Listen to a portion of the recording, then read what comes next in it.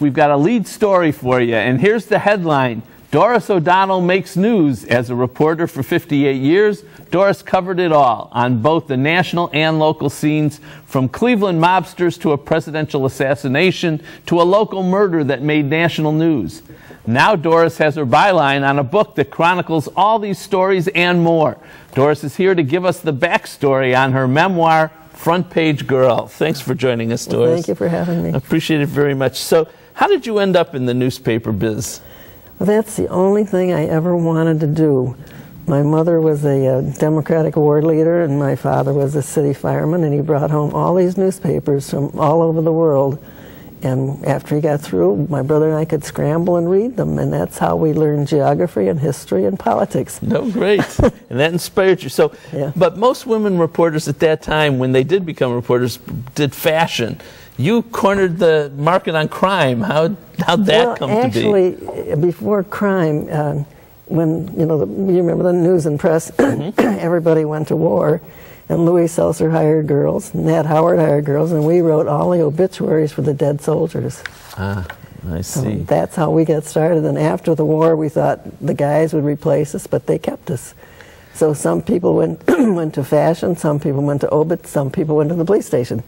And you went to the police station. Eventually I did. And you got directed to the infamous Sam Shepard case. Oh, God, yes. That occupied a few hours of your time?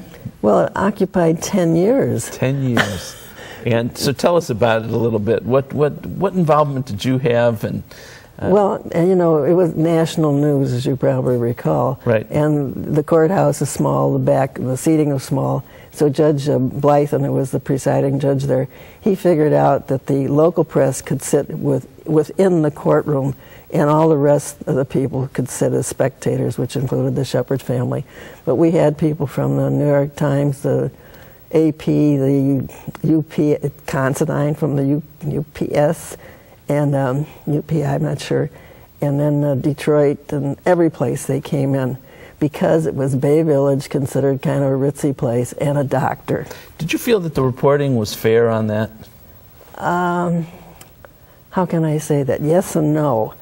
It was fair as much as we could get, but the people in Bay Village got so sick of reporters that I think we were scrambling at the bottom of the barrel, and maybe things were not always. But I think they were fair, because I'll tell you, Louis Seltzer and Nat Howard said, you're going to get a lot of good stuff. Write it, but it won't be printed unless that particular person takes the witness stand.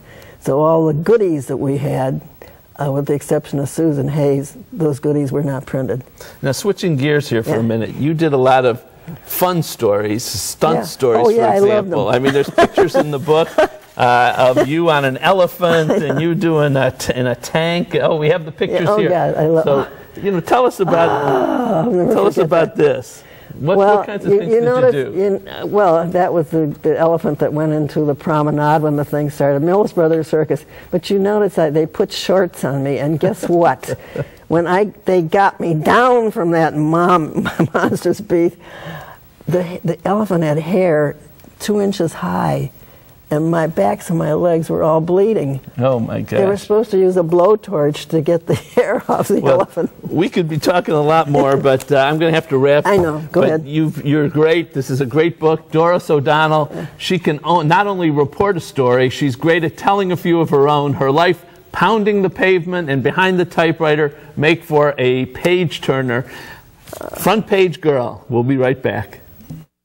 To find out more, call Kent State University Press at 330-672-7913 or log on to www.kentstateuniversitypress.com.